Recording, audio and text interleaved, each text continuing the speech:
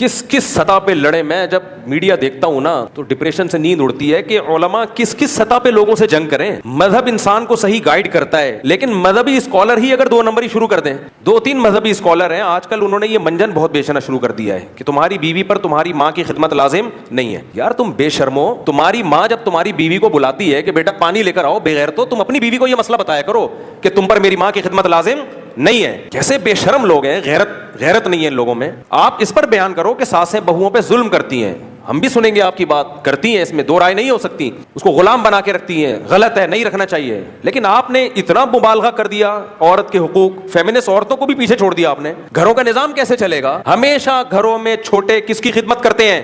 بڑوں کی. یہ ہماری سوسائٹی کی خوبصورتی ہے. صحابہ میں بھی ایسا ہی ہوتا تھا. یہ کہتے ہیں صحابہ میں اس کی کوئی مثال نہیں ملتی. جابر بن عبداللہ رضی اللہ تعالیٰ عنہ نے نکاح کیا ایک عمر یافتہ عورت سے, صحیح بخاری کی حدیث ہے. نبی صلی اللہ علیہ وسلم نے فرمایا کہ کنواری سے کیوں نہیں کی؟ حضرت جابر نے کیا فرمایا, میری چھوٹی چھوٹی بہنیں ہیں, میں اگر کسی کم عمر لڑکی سے شادی کروں گا تو میری بہنوں کو سنبھالے گی کیسے؟ وہ میری ماں نہیں ہے, میری بہنوں کو کون, وہ تو خود اس کو بھی مجھے سنبھالنا پڑے گا. تو میں نے ذرا میچور خاتون سے شادی کی ہے. اس سے پتہ چلتا ہے کہ نکاح کا ایک مقصد گھر سنبھالنا بھی ہوتا ہے. آپ حضرت جابر کو یہ بتاتے کہ آپ کی بیوی کا کام آپ کی بہنوں کو سنبھالنا نہیں ہے, ایک رکھ کے تھپڑ لگاتے ہو کہ تو اپنی سوسائٹی کو جا کے تباہ کر. ہمارا ایک خوبصورت گلشن ہے, خوبصورت بہار ہے, ریلیشن ہے. مرد کے دل میں جگہ ہی وہ عورت بناتی ہے جو عورت اس کے ماں باپ کی خدمت کرتی ہے. مرد کہتا ہے میری خدمت مت, اگر مرد کا بچہ ہوگا غیرت مند ہوگا, مجھے اگنور کر دے, میری ماں کا خیال کر. ہر آدمی اسکالر بن کے منجن بیچ رہا ہے. یہ ہمارے ملک میں بہت بڑی آفت ہے. جس کی جو فیلڈ نہیں ہے نا وہ اسی میں آگے نکل رہا ہے. جب بھی کوئی ایسا اسکالر بیان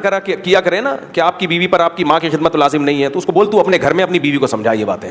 کتنی گھروں میں طلاقیں ہو گئی ہیں اس بیس پہ. چند اسکالرز کے یہ کلپ گئے ہیں, کتنے پھٹے ہوئے ہیں گھروں میں, بیگم صاحبہ بیٹھی ہوئی ہیں ہاتھ پہ ہاتھ رکھ کے, میرے ذمے تمہاری ماں کی خدمت لازم نہیں ہے, میرے ذمے تمہارے باپ کی خدمت لازم نہیں ہے. وہ کہے تیرے ذمے ہے کیا؟ بچے تو پیدا نہیں کر رہی ہے, ایک ہاتھ سے زیادہ وہ نہیں پیدا ہو رہا, تیرے ذمے ہے کیا؟ پھر آپ کہہ سکتے ہو کہ بیٹا کرے نا ماں کی خدمت, یقیناً کرے, باہر کے کام کون سنبھالے گا بھائی؟ جب بیٹے کو موقع ملتا ہے, غیرت مند بیٹا بیوی کو پیچھے چھوڑ کے خود ماں کی خدمت کرتا ہے. میں کھلاؤں گا اس کو پانی, پلاؤں گا اس کو پانی, میں اس کے لیے چائے بناؤں گا. لیکن مرد کے ذمے اللہ نے کہاں کے کام رکھے ہیں؟ کمبختو, تم تو ایک اکیڈمی میں بیٹھے ہوئے ہو, باہر جاتے نہیں ہو.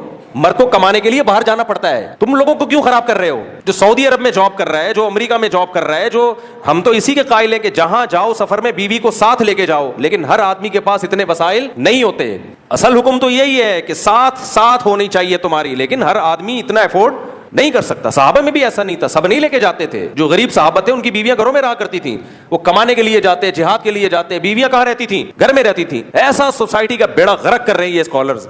یہ جو حدیث میں آتا ہے نا منہ پہ تعریف کرنا برا ہے, اس کا مطلب ہے جب سامنے والے کا ظرف چھوٹا ہو. بعض یا تعریف سے آپ کا مقصد چاپلوسی ہو, جیسے باس کی تعریفیں کر رہے ہوتے ہیں, مقصد ہوتا ہے تھوڑی تنخواہ بڑھا دے گا اس بہانے, یا دوست کی چاپلوسی کر رہے ہوتے ہیں تاکہ پیسے نکال کے دے دے, یا کچھ اس طرح کی چاپلوسی, یا وہ تعریف جو سامنے والے کو بگاڑ دے. بعض لوگوں کا ظرف بہت چھوٹا ہوتا ہے, ان کے منہ پہ ان کی تعریف کی جائے تو اپنی اوقات وہ بھول جاتے ہیں. ایسے لوگوں کی کھوپڑی پھر وہ خراب ہونے کا خطرہ ہوتا ہے. نارملی حدیث سے بھی ہمیں ملتا ہے اور شریعت کا بھی حکم ہے کہ آپ سامنے والے کے اندر اگر کوئی کوالٹی ہے تو اس کو بتا دی جائے تاکہ اس کے اندر شکر کا جذبہ پیدا ہو, اور پھر اس کی وہ صلاحیت اور زیادہ بڑھے اور وہ اپنی صلاحیتوں کو استعمال کرے. ماں باپ بچے کو پتہ ہے کیسے سمجھاتے ہیں؟ تو کسی کام کا نہیں ہے, مجھے پتہ ہے تو کبھی بھی نہیں پڑھ سکتا. یا آج کل مارکیٹ میں مفتی صاحب یہ کچھ نہیں کرے گا, اس سے امیدیں لگانا میں نے کیا کر دی ہیں, چھوڑ دی. اس کا تو دماغ ہی نہیں ہے, یہ تو بزدل ہے, یہ تو کم ہمت ہے, یہ تو بے وقوف ہے, اس کو تو ہم 10 سال سے ایک بات سمجھا رہے ہیں وہ سمجھ میں نہیں آئی. جب بچے کو ماں باپ کی طرف سے ہر وقت یہ تابڑ توڑ میزائل فائر ہوں گے نا بچے کے اوپر, بچے کو لگے گا کہ واقعی میں بے وقوف بھی ہوں, میں پرلے درجے کا احمق بھی ہوں, میں بزدل بھی ہوں, میں کم ہمت بھی ہوں. اس میں چڑچڑاپن پیدا ہوگا, جو کام وہ کر سکتا ہے وہ بھی نہیں کرے گا, اس کا آؤٹ پٹ بھی زیرو ہونا شروع ہوگا. پھر ماں باپ کے اور تانے, نتیجہ کیا نکلے گا؟ وہ تھکا ہارا ایک ناکام انسان سمجھ کے زندگی گزارے گا. پھر وہ کہے گا میری بیٹھنا چرسیوں میں ہی بنتا ہے, میرے لیے جو سب سے بہترین لائف ہے وہ کون سی ہے کہ میں کھوتوں کسی کام کرنی, تو چرس پی لو, کیا خیال ہے اس سکون کے لیے. تو یہ پاگلوں والی حرکتیں ہیں بھائی. ہمیں نہیں ملتا نبی صلی اللہ علیہ وسلم نے کبھی کسی صحابی کی حوصلہ شکنی کی ہو، میرے علم میں کوئی ایسی حدیث نہیں. ریڑھی لگا لو ٹماٹر بیچ لو، اس نیت سے نہیں کہ ساری زندگی ٹماٹر بیچنے ہیں، اس نیت سے کہ سیونگ کر کر کے پھر میں نے سبزی منڈی میں اپنا ایک بڑی دکان خریدنی ہے، تو ہو جائے گا انشاءاللہ. اور اگر شرم آ رہی ہے ٹماٹر بیچتے ہوئے کیونکہ پھر خطرہ ہے کہ جو رشتہ تھوڑا سا چانس تھا وہ بھی نہیں ملے گا، تو اسٹائل میں ٹماٹر بیچو. اسٹائل میں ٹماٹر کو ٹومیٹو بولو، بولے ہمارے یہاں ٹماٹر بکتے ہی نہیں ہیں، ہم ٹومیٹو کا بزنس کر رہے ہیں. اور ریڈی مت لگاؤ، آن لائن بیچو. آن لائن بہت سارے ایسے طریقے اس زمانے میں ایجاد ہو گئے ہیں جس سے عزت بھی رہے گی اور ٹماٹر بھی دے دنادن بکے گا آپ کا. تو پڑھائی کے ساتھ ساتھ کوئی چھوٹا موٹا بزنس شروع کرو یار. مفتی صاحب میری عمر 19 سال ہے، میں درجہ ثانی کا طالب نکاح کرنا چاہتا ہوں، رشتہ بھیجتا ہوں، آگے سے کہتے ہیں ابھی پڑھائی چل رہی ہے. یہ کہتے ہیں جہاں بھی رشتہ بھیجتا ہوں لڑکی والے رشتہ قبول نہیں کرتے کیونکہ میں پڑھ رہا ہوں، کہتے ہیں کماتے نہیں ہوں. تو ٹھیک ہے، وہ نہ قبول کریں، ان کو لیے جائز ہے. تو شریعت نے کہا ہے کہ وَلْيَسْتَعْفِفِ الَّذِينَ لَا يَجِدُونَ نِكَاحًا، جن کو رشتہ ہی نہیں مل رہا وہ عفت اور پاک دامنی سے زندگی گزاریں، اللہ ان کا رشتہ دلا دے گا، گناہ کی طرف نہ جائیں. تو اللہ نے مرد کو صبر کرنے کا حکم دیا ہے. اگر کوئی رشتہ نہیں دے رہا، لڑکی والے تھوڑی دیں گے بلا وجہ آپ کو دے دیں، وہ کہیں گے کمبخت تو پڑھائی کر رہا ہے تو کھلائے گا کہاں سے تو ان کے لیے عذر ہے. یہ بالکل معقول ریزن ہے. آپ ٹرائی مارتے رہو اور ساتھ ساتھ جاب بھی کرو. ہم لوگ اپاہج پیدا کر رہے ہیں، صحیح بتا دوں، باہر ملکوں میں انہی پاکستانیوں کو، انہی انڈین کو دیکھتا ہوں میں، صبح یونیورسٹی میں پڑھ رہے ہیں، شام کو جاب کر رہے ہیں، اپنا بھی پیٹ پال رہے ہیں اور گھر میں بھی پیسے بھیج رہے ہیں کمبخت. یہاں پتہ نہیں کیا ہو جاتا ہے ان کو. تو پڑھائی کے ساتھ ساتھ کوئی چھوٹا موٹا بزنس شروع کرو یار. ہم نے مدرسوں میں ایسے ایسے بچے دیکھے لینڈ کروزر میں آتے ہیں، لینڈ کروزر میں جاتے ہیں، پھر بھی فیس کے بغیر پڑھ رہے ہیں. اس سے کیا نقصان ہوتا ہے؟ دو بہت بڑے نقصان ہوتے ہیں. نمبر ایک، فری پھوکٹ کی عادت پڑ جاتی ہے بچپن سے ہی. تبلیغ والے ایک بات کہتے ہیں نا، اپنی جان، اپنا مال، اپنا وقت جس چیز پہ نہ لگا ہو نا، اس کی قدر انسان کے دل میں نہیں آتی ہے. غریب بچوں کے لیے فری ہونا چاہیے، لیکن ثابت ہو جائے غریب ہے. صرف منہ سے بولنا کافی نہیں ہے، کیونکہ جھوٹ بول کے وہ پھر اور مسائل کھڑا کرے گا. وہ جس تعلیم کی بنیادی جھوٹ پر ہو، آگے وہ کیا دین کی خدمت کرے گا. تو فری پھوکٹ کی وجہ سے اپاہج پنا آتا ہے. اپاہج پنا پڑے رہتے ہیں، یونیورسٹی میں فیس دے کے جاتے ہیں، ان کو پتا ہے کہ ہمارے باپ کا پیسہ سارا برباد ہو جائے گا اگر ہم نے پڑھائی. پھر باپ بھی پوچھتا ہے رزلٹ دکھا کیا آیا تیرا، فیسیں میں نے بھری ہیں تو کیا کر کے آیا تو وہاں پہ، پان گٹکے تو نہیں کھا کے آ گیا. اب مالداروں کے بچے بھی فری میں پڑے ہوئے ہوتے ہیں اور وہ فری پھوکٹ میں چل رہے ہوتے ہیں. مفت خوری کی عادت پڑتی ہے، ساری زندگی پھر اپنے پاؤں پہ نہیں کھڑے ہوتے، مفت ہی کی عادت پڑی رہتی ہے. یہ سوسائٹی کو تباہ کرنے والی بات ہے. دوسرا نقصان فری پھوکٹ کا کیا ہوتا ہے؟ مدرسے کے محتمم کو چندہ بے تحاشا کمانے کا چانس مل جاتا ہے.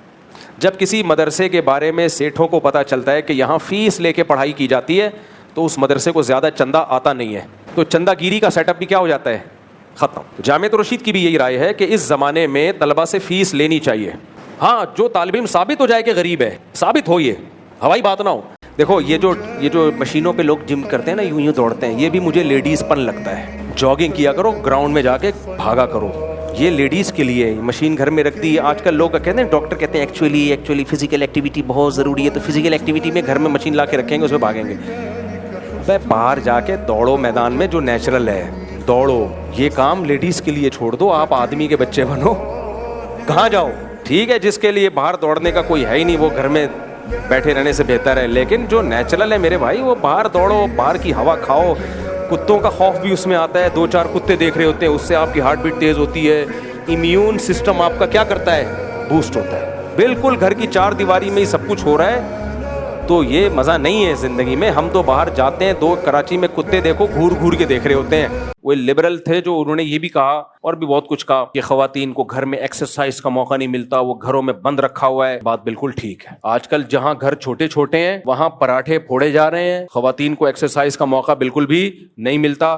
اب یہاں مذہبی متشدد لوگ پھر میرے خلاف بولتے ہیں جب میں کہتا ہوں بھائی خواتین کے پردے میں رہتے ہوئے بھی جم ہونے چاہیے جہاں صرف خواتین ہوں. تو یہاں ہمارا کچھ مذہبی متشدد طبقہ پھر ہمارے خلاف ہوتا ہے، یہ مولوی لبرل ہو گیا باہر جا کے. نہ ہم باہر جانے سے پہلے بھی یہ باتیں کر رہے تھے. جہاں گھر بڑے ہوں وہاں تو گھر کے اندر ہی سب کچھ ہو سکتا ہے. جہاں چھوٹے چھوٹے فلیٹ ہوں تو بھائی بیماریاں آ رہی ہیں، نظر آ رہا ہے. یہ شوگر کی پیشنٹ ہے کتنی خواتین، موٹاپا کتنا. تو شریعت نے گھر کی 4 دیواری میں رہنے کا حکم دیا ہے، لیکن ضرورت کے وقت گھر سے باہر جانے کی اجازت ہے. تو ایسے پارک ہونے چاہیے جہاں خواتین کو واکنگ کرنے کی اجازت ہو، اور مرد کو چاہیے وہ اجازت دے. وہ روکنے کا اس کو حق نہیں ہے, وہ مر جائے گی گھر کے اندر ہی. جو حالات چل رہے ہیں وہ مر رہی ہیں. اس میں تو ہم کہتے ہیں یہ تو اسلام کا حکم ہے بھائی, یہ صحت سب سے پہلے ہے نا. پہلے زمانے میں بڑے بڑے گھر ہوتے تھے, میں گاؤں دیہاتوں میں بھی رہا ہوں نا, اس کمرے سے اس کمرے تک جا رہے ہیں, میں لوگوں سے کہتا بھائی میں وہاں جا کے قصر کی نیت کروں گا, واش روم اتنا دور ہے, سفر پہ جا رہا ہوں, ٹاٹا کر کے جا رہا ہوں. ایسے واش روم ہوتے تھے.